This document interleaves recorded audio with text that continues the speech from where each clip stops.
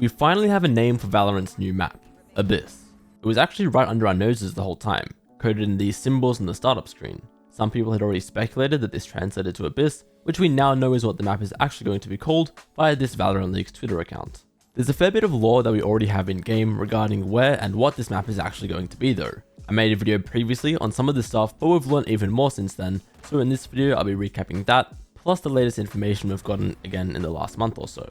First of all, let me introduce you to the Scions of Hourglass. They're an organization that's been lurking around in Valorant's lore for a while now. Omen actually used to work for them before the incident with Viper, and even more recently ISO worked for them before he defected. You can see their logo scattered around various player cards, cinematics, and teasers. This journal that Omen and Clive came across is important. Not only is it referenced in this email from Cypher, but also in this voicemail from Clove, which is our first time hearing about the new map. Hey, Brimstone! I've been helping Cypher with a journal, aye. The one Hourglass tried to steal. There were some bits in there he couldn't figure out. Something about a secret cavern or some such. And that got me thinking about some things those Hourglass numpties let slip when they hauled me aboard their wee little boat. You'd be amazed at what some people say around a dead body.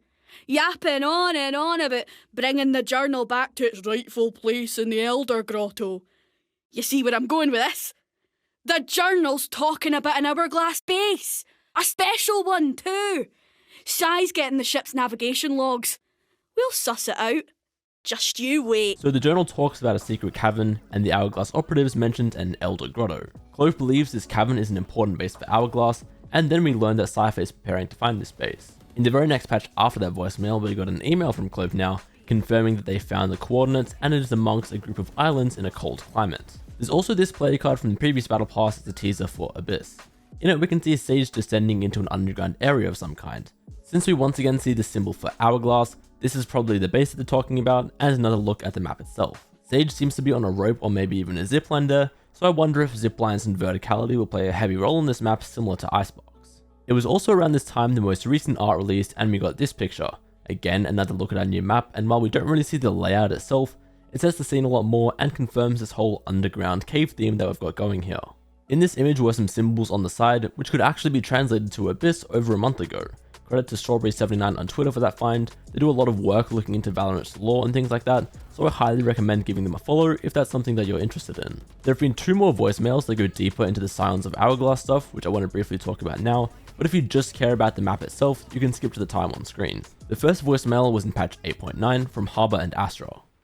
Brimstone, Astra and I are over at the Alpha Lotus site. Or should I say what's left of it. We wanted to come back and see if there was any pertinent information here now that we know a little about this Scions of Hourglass group. Suffice to say, while the Omega site is still bristling with radionite signatures, this place has been scrubbed clean. We've also been... Oh, yeah, one moment. Hey, what's up, boy? Hand me the phone.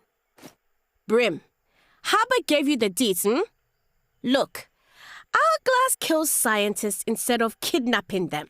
And they tried to leave no witnesses to that journal, huh? And now this, with the Nexus? This is about erasing information, keeping it from the public. That place the journal describes, it will show us how deep this goes. Of this, I am certain. Between Hourglass destroying a version of Lotus on one of the worlds, and then also trying so hard to keep that journal, which Astra says describes the new map, she concludes that they're trying to erase information. This is why they're trying to kill scientists, which is what we saw happening in that cinematic with Omen and Viper. Speaking of, this second voicemail was in patch 8.10 from Viper. Follow me here, I'm working the problem. Just wanted a sounding board, but your voicemail will do. Hourglass tried to kill me. Why? Logically, there's only one answer. My research. They wanted to prevent humanity from discovering radionite. So they send Omen to kill me, he fails, first light happens, and... everything changes. That all tracks. Hourglass has failed.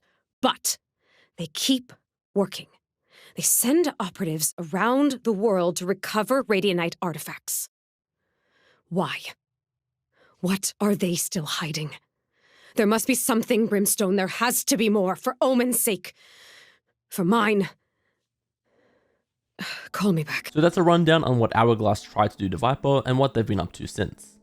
This is all building up to some potentially huge answers about radionite and the Valorant lore in general coming from this new map, so we'll have to see what comes of all this next patch. Some of you may have seen this image floating around a while ago with the name Bastion attached to it, and apparently that was actually early concept art for the map we're about to receive. Personally, I think the map will have changed a lot since then, and it doesn't seem to line up with the theme as much now. Probably not too much to look into here anymore, but I figured it was still worth mentioning. Going forward, here's what you need to know. Abyss will be revealed on the 9th of June before the grand final of Masters Shanghai at midnight Pacific time. There'll be a show match played on the new map, and also probably a cinematic or a trailer released, so that's something to look forward to as well. Then everyone should get access to the new map around June 11th when patch 8.11 releases. Keep in mind, Valorant normally keeps new maps out of competitive for a little while after they release, so that people can learn them. I expect in patch 8.11 there will be a limited time mode where you will only play on Abyss in the Swift Play format before it gets added to Ranked a week or two after that. So that is everything we know so far about Valorant's new map, Abyss.